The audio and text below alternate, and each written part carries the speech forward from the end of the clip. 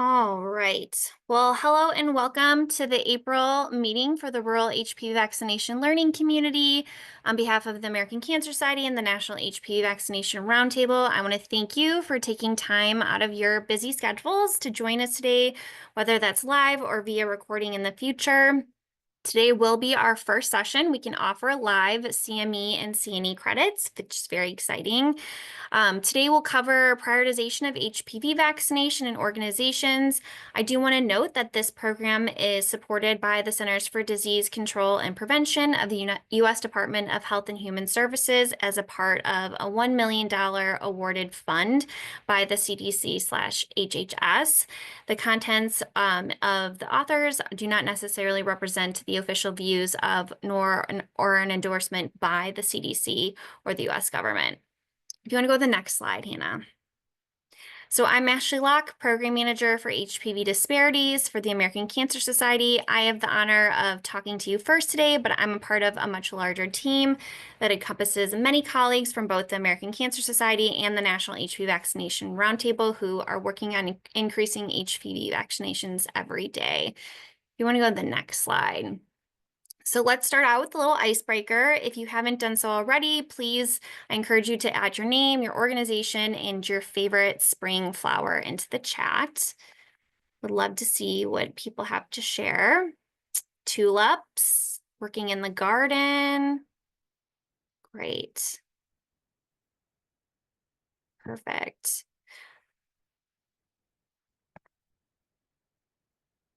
Daisies, sunflowers, lilacs, all these really great flowers. Lilies, snapdragons, perfect.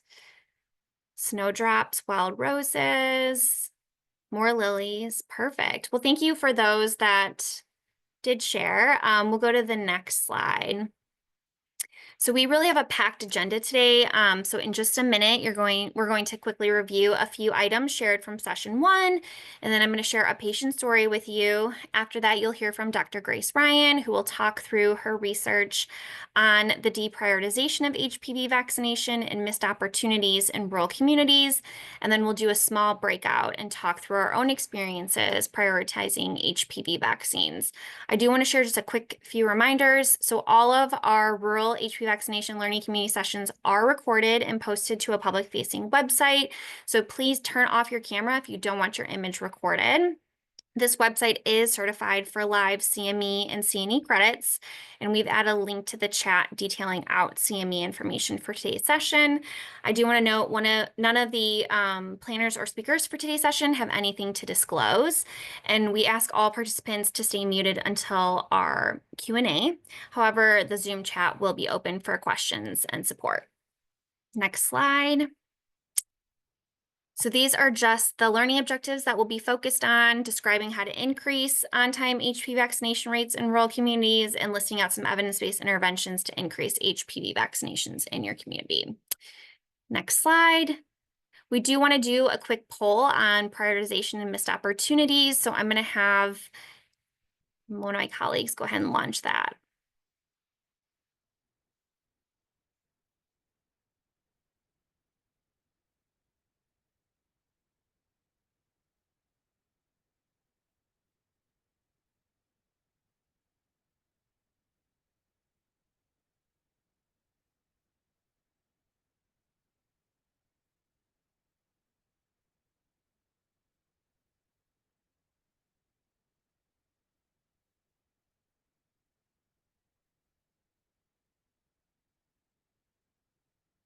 Looks like we're at about 13%, 15%, 20%.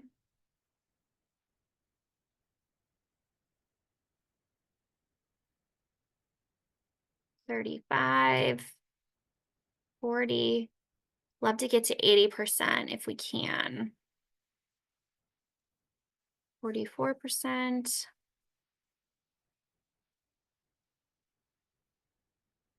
50. Get a few more seconds here. I'd love to hear from majority of you if we can. We'll be asking similar questions at the end as well.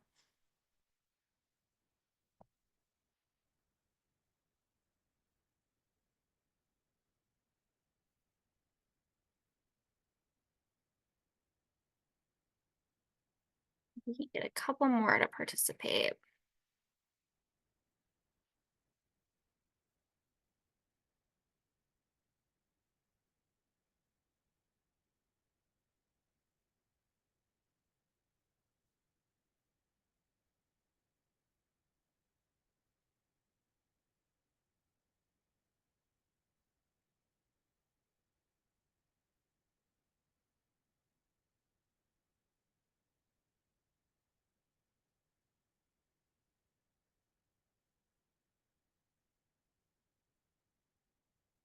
All right, well, for the interest of time, I'm going to go ahead and ask that we end the poll.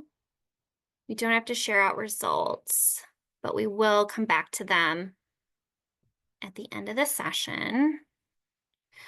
All right, so before we get into today's content, I do want to quickly revisit some of the data we learned in session 1. So if you just want to go to the next slide, Hannah.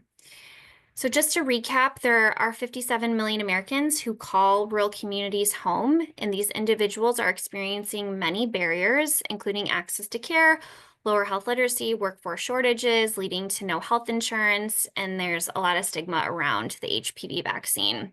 And all these barriers do lead to poor health outcomes, including higher incidence of HPV-related cancers. We all know that there's a huge opportunity to boost HPV vaccination rates, especially in rural communities, which you can see via the teal bar in this particular graph. Historically, rural communities have always lagged 10% behind urban counterparts in the uptake of the HPV vaccine series. Additionally, like I shared, stigma and hesitancy around the vaccine has amplified with the pandemic, social media, and recent political landscape. However, what I also want to point out on this slide is what Dr. Cimprini shared last month, and that is that recent data shows HPV-related cancers are disproportionately impacting rural populations, and that rural-urban gap for HPV cancer incidence has widened for the first time in nearly 20 years. If you want to go to the next slide. So last month we had Athena Porter share her cancer survivor story with us, and you will hear more cancer survivor stories in the upcoming months. But this month I wanted to share a patient story with all of you. So this is a 12-year-old boy from a small rural town in Texas. During a routine visit to his pediatrician, Charlie spotted a poster about the HPV vaccine and immediately asked his mom to get it. She was very hesitant, but Charlie didn't back down. When his doctor entered the room, Charlie took matters into his own hands, passionately bringing up the vaccine. And with his pediatrician's support, Charlie convinced his mom that it was the right choice. That day, Charlie left with a gift, the protection from 6 types of cancer. Even better, he shared his experience with his older brother, and mom got him vaccinated too. And I just want to share that Charlie's story is just one of many, as there are 4 million kids living in rural communities who need our support in making life-saving choices. If you want to go to the next slide. So without further ado, I want to introduce today's presenter, Dr. Grace Ryan. So Grace is an assistant professor in the Division of Preventative and Behavioral Medicine in the Department of Population and Quantitative Health Sciences at the University of Massachusetts Chan Medical School. She is a behavioral scientist trained in qualitative and mixed methods research, who leads interdisciplinary research integrating community-engaged methods. She leads work to develop, implement, and evaluate interventions for underserved settings to address health inequities in adolescent populations. Much of her research focuses on improving adolescent vaccine uptake through interventions in both community and clinical settings. She leads the ARISE Center for Rural Vaccination at Mass Chen, which focuses on developing innovative strategies for vaccine promotion across the lifespan.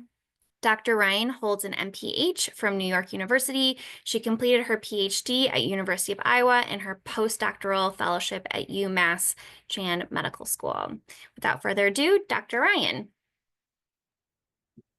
Great. Thank you so much for that intro, Ashley. I'm really happy to be here today to share some of my work on rural HPV vaccination and some thoughts on prioritizing and sort of what's happened around deprioritizing HPV vaccination in the last few years, and some strategies to move on from that. So next slide.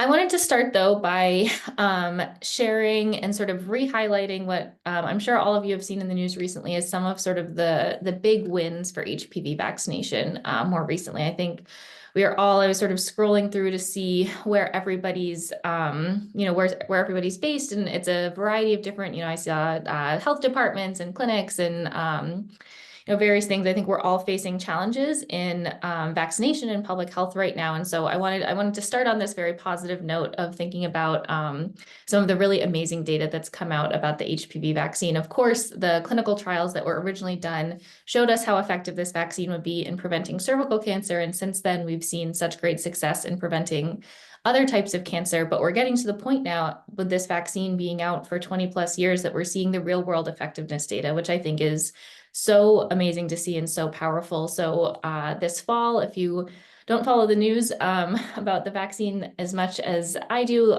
there's a really exciting study out of Scotland.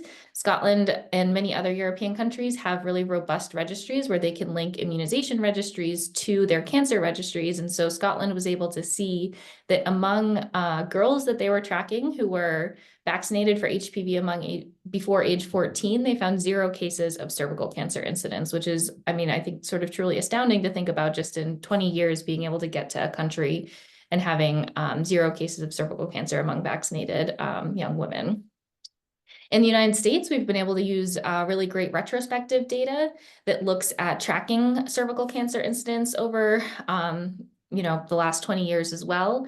And we've seen, I don't have the statistic here, but I think it's in a CDC MMWR report. I think it was an 80% decrease in invasive cervical cancer in the United States since the vaccine was introduced. So again, I just wanted to start out on this very positive note. We've made so much progress. And unfortunately, we've had some challenges over the last few years that I want to talk about a little bit more and sort of how that's affected HPV vaccination uptake and work that's ongoing in clinic and community settings. So next. So this is a quote to sort of center this next part of my presentation. This is a quote from a clinic manager in Iowa working in a rural clinic. I did these interviews and I'll talk a little bit about them more in late 2020. I think I started them in like August and wrapped them up by the end of the year. And this quote really stuck with me. But this clinic manager said, HPV is just not at the top of our list. We're just trying to make sure that people are staying healthy.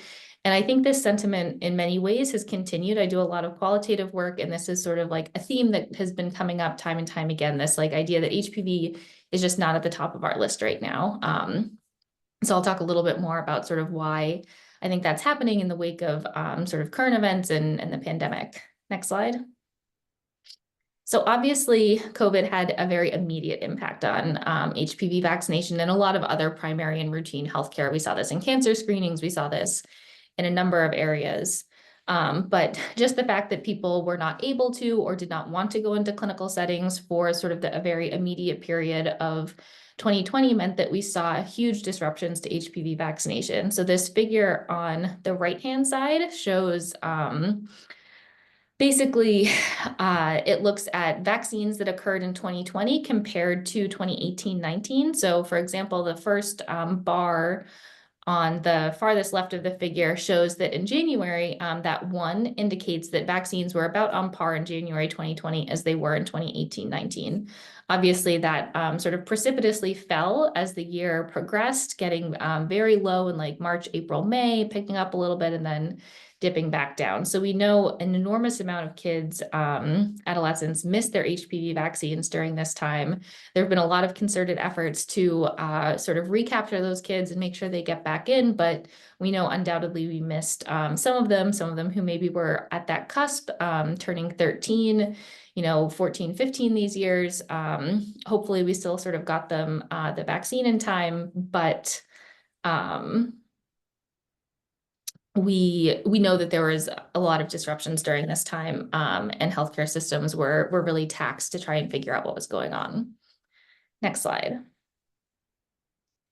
The other big place, and this is where I've done a lot of work and a lot of qualitative work, is understanding not just that, we know that the pandemic, sort of subsequent events have impacted vaccine delivery, but it's also impacted some of that work that we all do behind the scenes, right? So I would say, the data on lower rates of HPV vaccination in rural communities compared to urban communities, and the higher rates of cancers in rural communities sort of led, in the 2015 onwards, for people to see that we needed to make more concerted efforts in rural communities, right? There was something that needed to be done. I have a number of colleagues who work in this space, and I feel like there was a lot of work going on, and sort of a lot of momentum building on this in, 2016, 2017, 18, 19. And so this was work that I did while I was finishing my doctoral program in Iowa, and I designed this set of interviews to really focus on what did that implementation work look like in rural clinics. I launched these interviews. I started recruiting in January 2020, and obviously like very quickly pivoted to say, I can't do these interviews right now. This is, not a good time to be trying to talk to people in the healthcare system. And so I put them on pause and revisited them towards the end of the summer and sort of thought about them through a different lens of, okay, this is, in public health sometimes, or medical research we talk about, right? This is sort of a natural experiment. We're seeing on the ground how are health systems reacting to this massive pandemic event, and how can we use this to maybe understand how that's affecting some of this implementation work. And so I reframed these interviews and sort of asked the question of, how has the pandemic affected ongoing implementation, quality improvement, and vaccine delivery work around HPV vaccination? So I spoke with 18 clinic managers, the majority of whom worked in rural areas, and even those who worked in more urban areas, mentioned that they serve a lot of rural kids. If you know Iowa, it's a largely rural state, and so even if you're working in a more urban center, you're probably seeing kids who are coming in from more rural areas. And there are a few things that I want to really pull out here. And that's one, that when I asked about, what's going on, did you have any programs before COVID that were focused on improving HPV vaccination, or sort of internal efforts? Maybe you're doing a quality improvement project or using a PDSA cycle. Everybody said all of those projects just totally fizzled off with COVID. We couldn't keep doing them. It was too much. And so across the board, I think we really saw this sort of lost year of implementation work on things like HPV vaccination that everybody agrees are so important. But when you're trying to prioritize, how do we spend our limited time when we have healthcare shortages and, healthcare worker shortages, that EPI implementation or an HPV vaccination, and likely, this was not my focus, but I'm guessing a number of other areas was massively affected by this. When I asked about vaccine delivery and sort of implementation of vaccine delivery or projects around that, everybody mentioned, we switched to telehealth to be able to address new guidelines and continue to serve patients. Obviously, a telehealth appointment, though a kid is not, getting a vaccine at that telehealth appointment, there are a number of things you can address there, but vaccination is certainly not one of them. And then this issue of competing priorities, and this is something that's actually prompted me to, whenever I do qualitative work with clinics or sort of with anybody, check in and say, what are your priorities around adolescent health right now? What are the things that sort of like bubble to the top that you're really trying to deal with? And during COVID, the priorities, unsurprisingly, that really took precedence were dealing with infectious disease, trying to focus on flu vaccination, and, once the COVID vaccine was rolled out, on COVID vaccination. And that's certainly still true. I think even now when I talk to providers about sort of like which vaccines are you really trying to focus on, those like infectious disease, the sort of seasonal infectious disease of COVID and influenza often come to the top.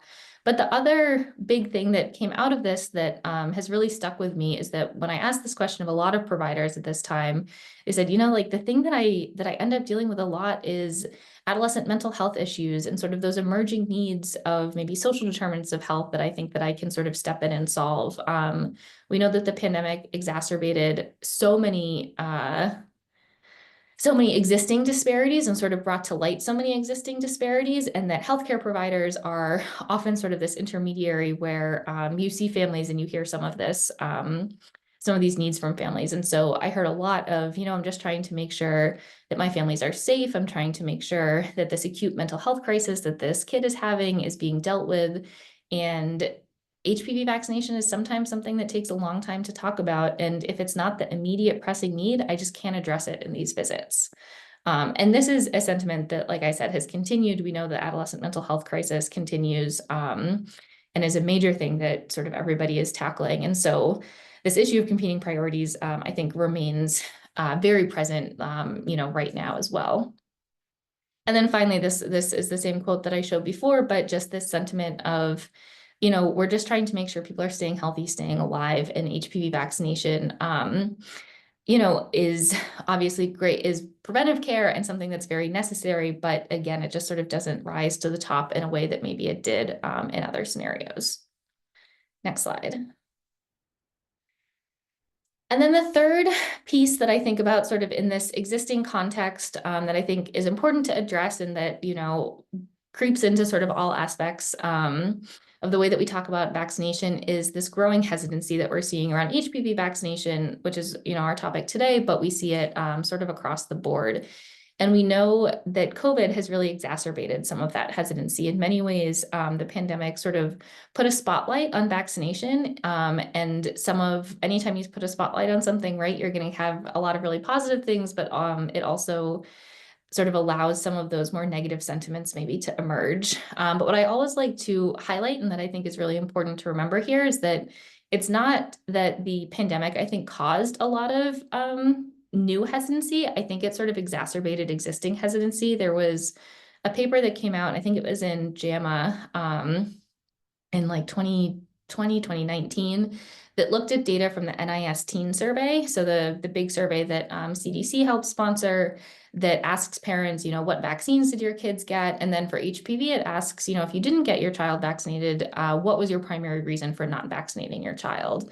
And this analysis showed that between 2015 and 2018, the percentage of parents who reported that they were not vaccinating their child for HPV because of safety reasons rose pretty significantly. It went from about 13% of parents who said safety concerns are why they're not vaccinating to 23% of parents. And my hypothesis would be that if you looked at this data now, that would be even higher. And so I think in many ways, the pandemic has just, my point is sort of that it's emphasized some of these hesitancy concerns and brought them to light more, but they are not something new. It's something that has sort of always been there and that we're trying to figure out now how to tackle. Next slide. And then I just have these sort of two more slides on the current context. I think I sort of never used to think about the social media and vaccine hesitancy side of things. Most of my work was really focused in improving clinic workflows and sort of doing interventions to improve delivery. But I feel like I now sort of can't uncouple these two things. And I think when we're talking about this, it's really important to sort of think about the broader context and how and why and how we're sort of in this. This is a term that Heidi Larson, who does a lot of vaccine research, uses. She calls the vaccine hesitant moment. And I think she so perfectly sort of overlays some of these key events that might be informing vaccine hesitancy with the like massive explosion of social media that we've seen. And when I look at this, I'll sort of show my age a little bit, but I was one of the first cohorts that got vaccinated for HPV, and I also grew up in this environment of social media. So I think I don't always remember that this is really just such a condensed last 20 years of this country's history that all of these things have been happening. And so I like showing this slide because I think it really sort of reinforces, to me at least, why we see this massive explosion of misinformation on social media. We know that the HPV vaccine has been incredibly subject to misinformation and disinformation campaigns. And we can sort of see this overlaid with, again, sort of this spotlight shown on infectious disease and vaccination in a way that it wasn't before. Just in the last 20 years, we've had, multiple pandemics. We've had measles outbreaks. We have a current measles outbreak. And so there's just really a focus on this right now, I think, in a way that there, wasn't prior to the late 90s. And so again, to me, this just really drives home the point of sort of how and why we're sort of in this, like Heidi Larson says, vaccine hesitant moment. Next slide. And then this is some recent data that I found sort of really fascinating in terms of thinking about, where are people getting their information and where are the patients and the community members who we're talking to about vaccination getting a lot of their information right now. And I suppose unsurprisingly, it's a lot of social media. This is a poll on the left-hand side from the Pew Research Center, and they found that about 40% of young adults now regularly get their news on TikTok. And I'm not like disparaging social media whatsoever. I think it's a really great way to share news and a really great way, especially to reach out to younger people. But this figure on the right, which is from Kaiser Family Foundation, shows that yes, people are getting their news on social media, but almost 40% of adults also say that they lack the ability to tell whether information on social media is true or false. And so while people are getting their information there, they're having a lot of trouble sort of distilling, is what I'm seeing accurate? Is it not accurate?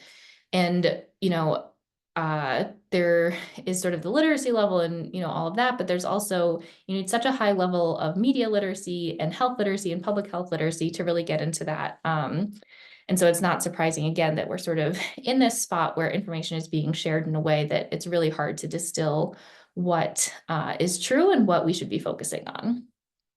Next slide.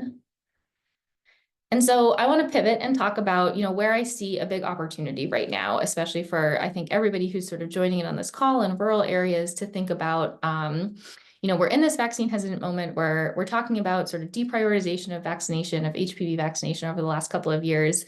And so where does that leave us? And I always come back to, return to the evidence. We don't need to reinvent the wheel. We have an enormous amount of work that's out there that has been done in urban communities, that's been translated to rural communities, that's been done, completely in rural communities, that thinks about what works to promote vaccination and what works to promote HPV vaccination. And so these are two sort of buckets of intervention types that are recommended by the Community Preventive Services Task Force. And so they focus for vaccination on interventions that are healthcare system based. So think things like having standing orders for vaccination, putting in provider reminders through EMR systems or other mechanisms. And then on the other sort of community side, how do we increase community demand for vaccination? And so that's strategies sort of like client reminder recall, really trying to sort of push people towards clinics to do that. And so we have a huge amount of, knowledge on how to implement interventions like this. And I want to talk a little bit about not just using these to promote HPV vaccination, but focusing on one specific aspect of that, which is reducing missed opportunities for HPV vaccination. Next slide. So missed opportunities, I define as visits at which eligible children, and I'll emphasize eligible children, which is children over age 9 or age 9 and older, could be vaccinated against HPV but aren't. And so I like to make this as inclusive as possible and include well child visits, some sick visits, and other immunization visits. And I'll talk a little bit more about how I've sort of formulated a definition for this. But my goal is really to sort of emphasize we're not just thinking about vaccine promotion, but digging in on sort of a really specific strategy to increase vaccination by reducing these missed opportunities. Next slide. And so I'm going to now sort of focus on presenting two things. One, some data that I've done to dig into missed opportunities. And my goal is to sort of show you just how much opportunity there might be to vaccinate kids before their 13th birthday. And then wrap up by talking briefly about some of the specific strategies that we can use to reduce missed opportunities. So next slide. So this is work from an analysis of medical claims data. This is a data set that I used that had information on privately insured individuals. It was for multiple Midwestern states, but I reduced it to just individuals in Iowa.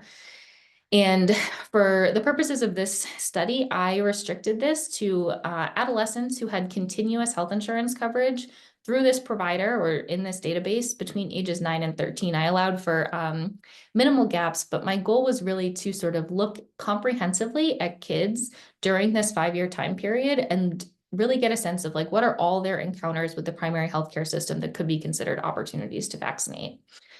And like I alluded to earlier, I really wanted to do a broader analysis of missed opportunities. There's been other work done in this area. I've seen some papers published on missed opportunities looking at just the category of well child visits, which is obviously very important and often where vaccination happens. I've seen some analyses done of people looking at immunization registry data, which will show all other vaccine encounters. And so looking at, what are vaccine encounters that children had in this age range where they got one vaccine, but not HPV, and sort of considering those missed opportunities. But again, I really wanted to go a bit broader and especially push towards Sorry, somebody's doing work on my pipes and it just made a really loud noise that scared me a little. Really pushed towards thinking about like all of these opportunities comprehensively. And so the data set that I had for each encounter, it listed, using sort of ICD and CPT codes, what the primary reason for that visit was. And so I took that list of reasons, primary reasons for visit, and shared it with a group of pediatric and family medicine providers and sort of asked them the basic question of, can you go through this list and just check off which of these visits you would consider HPV vaccine opportunities and which you wouldn't? Really to, again, sort of try and form that more comprehensive definition. And so these providers shared that, for example, in the case of a minor GI issue, they may offer vaccination. If a kid was showing up with a fever and was, really presenting as sick, that's obviously not an opportunity to vaccinate. Some other sort of things that came up were one person mentioned sort of like spring allergy visits. Like that's often an opportunity if you're doing maybe allergy medicine counseling and, the kid showing up, maybe not feeling great, but, not outwardly very ill, that's an opportunity to vaccinate. If it's a follow-up from, potentially a hospitalization for something like, asthma, and they knew that hospitalization was really rough, even though the kid's doing better now, that's not a time to bring up vaccination. And so the things that I took away from this were that it was pretty nuanced for these providers. And a lot of it was based on how they would just sort of judge, how sick a kid is based on their appearance and sort of their experience with the parents. But the thing that came out of this that I think was really striking to me was that all of these providers who participated in this sort of shared like, this really pushed me to think about beyond well child visits, what are opportunities to vaccinate and maybe even not vaccinate, but have that sort of brief conversation with a parent to say, your kid's sick today, we're not going to do vaccination, but why don't you follow up with the office manager on your way out and make that appointment for the HPV vaccine as soon as you can. So sort of longer way of saying, the definition for missed opportunities that we used in this study was very comprehensive and included a lot of visit types other than well child visits. So we calculated the number of missed opportunities. In the next two slides, I'll share some of that data. So next slide. So this is demographics, but more so just looking at what the sort of percentage was in this data set of kids who'd even initiated or not initiated this series. So again, this was looking across ages 9 and 13. We split all of these analyses by male and female just to sort of account for the fact that we see different trends in vaccination by male, female, and that the recommendations for males changed and evolved sort of later than females. But we did not actually, at least in terms of looking at patterns of initiation, see a lot of differences by male, female. Among females, about 63% had not initiated the series at all by age 13. Another 23% had initiated but not completed, and about 14% had completed the series. These, again, sort of same pattern for males, 64% had not initiated the series at all. Another quarter had initiated but not completed, and just 11.5%-ish had completed the series by age 13. For both male and female, that age at initiation was somewhere right around like 12.25. So again, not sort of a meaningful difference between there, but kids were overall initiating late and very few were completing by age 13, which is of course the age at which we really want to see not just one dose, but whatever the completion measure is. Next slide. So then here is where we really got into sort of the heart of it. And we split missed opportunities by a couple of ways. So first we looked at female male. We also split this by urban and rural. So within female male, we further sort of stratified all of these analyses. And I know there's a lot of numbers and text on the screen, but I'm going to sort of walk through row by row. So this first row is total missed opportunities. So again, this is total encounters with the healthcare system that were classified as a missed opportunity for adolescents between ages 9 and 13. And you can see sort of across the board, there's, again, not much difference between male and female, and there's not a huge difference between urban and rural, but these adolescents in these 5 years have nearly 10 missed opportunities for HPV vaccination. The second row broke it down a little further and looked at missed opportunities among non-initiators. So this was among that group that had no record of an HPV vaccine in their file. And they, of course, since basically every single encounter they have would be classified as a missed opportunity, this was a little bit higher closer to, 10, 11 plus, for both males and females. And then these last two rows I think were, logically, but it's also really interesting to think about, right? Most missed opportunities occur prior to initiation. 7.5 to 8% of these missed opportunities are happening before that first dose. But then once they get that first dose, there's fewer than 2 missed opportunities between the first and subsequent doses. And so again, I think what this really sort of brought home for me was just how many times kids do visit where there could be opportunities to vaccinate or have a conversation about vaccination. And that most of these, I don't have the figure that sort of shows the age at which these are happening, but most of these are happening at that like age 9, 10, 11. And this analysis was done before there had really been sort of this big national push that, the American Cancer Society and the American Academy of Pediatrics have really been behind to focus on age 9, 10. But I think this data is such strong evidence for why we do need to focus on age 9, 10. There's enormous opportunity here. And then so urban rural, we didn't see these huge differences. And this did show up as sort of like statistically significant in our analyses, but we think that that is the clinically meaningful difference of about an average of less than 1 missed opportunity between urban and rural, we don't see being hugely significant for implications for this. But we do see slightly fewer missed opportunities in rural adolescents. Next slide.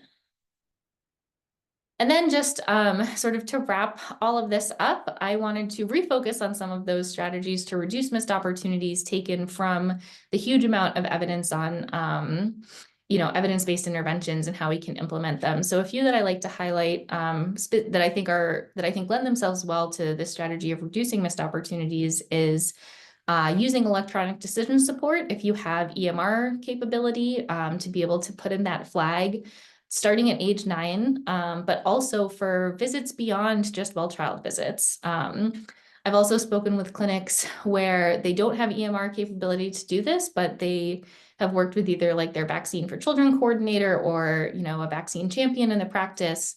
And that staff person will sort of like physically flag files of kids who are eligible that are coming in that day. So they'll use like a Post-it note or something as a visual cue to the provider to talk about HPV vaccination.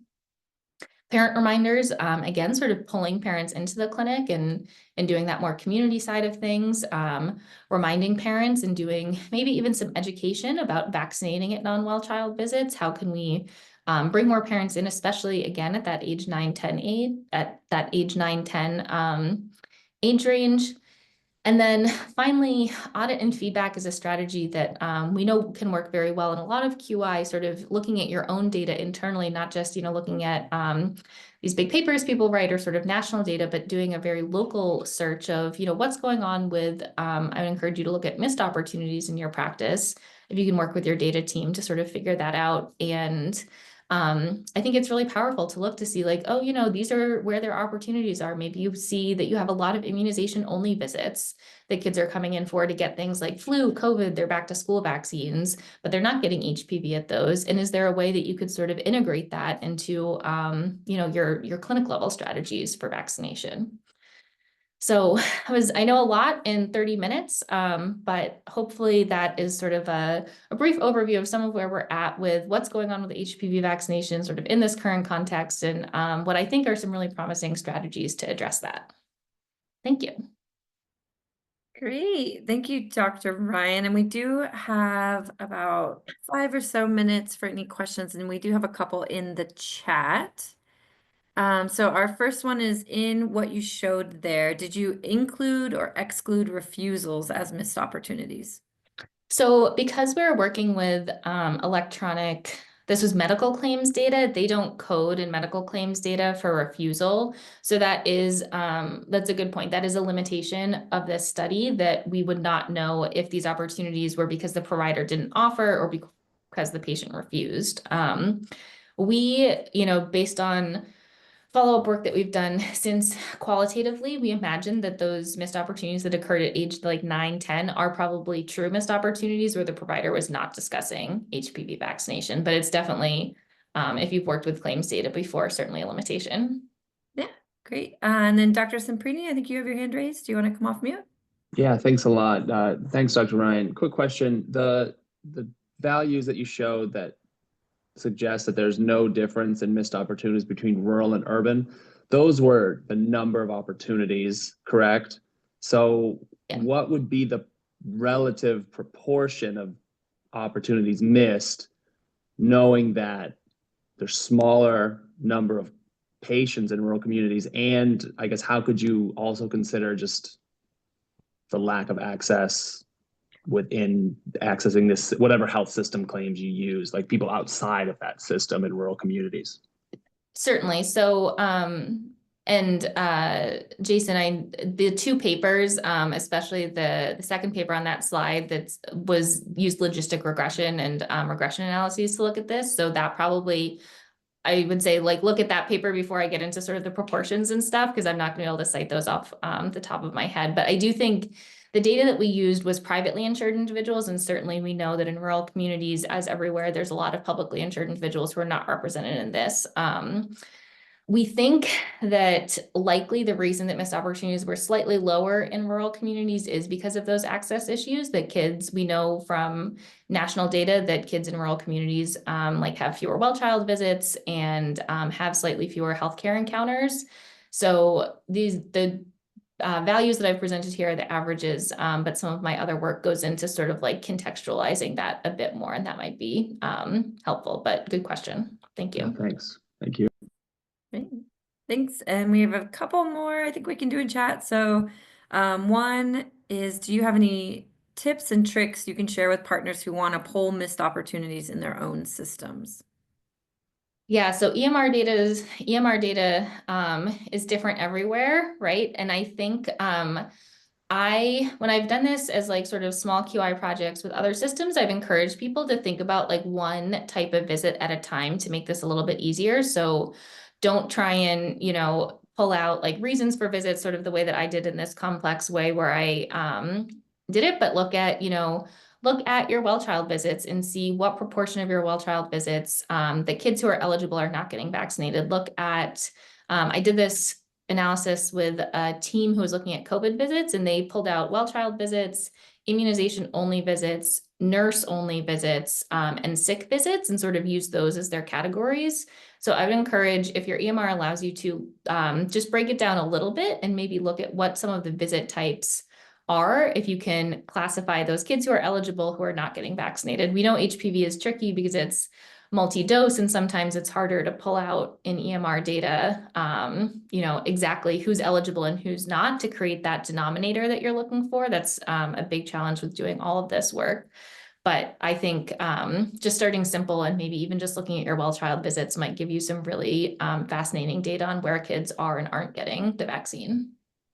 Great, thank you. And we do have some more comments and a couple more questions in chat if you have a chance to respond to those, but we do need to move to our next portion. But thank you, Dr. Ryan. That was a great presentation and a lot for Thank us to you. think about. Can you pull up the slides? Great. We are now going to roll into our breakouts, and these are going to be your breakout facilitators. These are all ACS staff members, and we have no disclosures to exclude or to disclose for any of these. And then next slide, during the breakout today, your facilitator will have these questions, so you don't need to memorize them, but we will be doing these small group discussions around these questions listed here. You will have 15 minutes, and then we'll come back to this main room to wrap up. And so let's release this to. All right, I think people are coming back right now. I know we had some great conversation and people from a lot of different facets of work and different challenges and opportunities. So I hope your guys' breakouts went as well as ours did. Next slide. We did want to do another knowledge check, do a post-session poll. So if we could launch that. And we'll give you a few minutes to dive into this.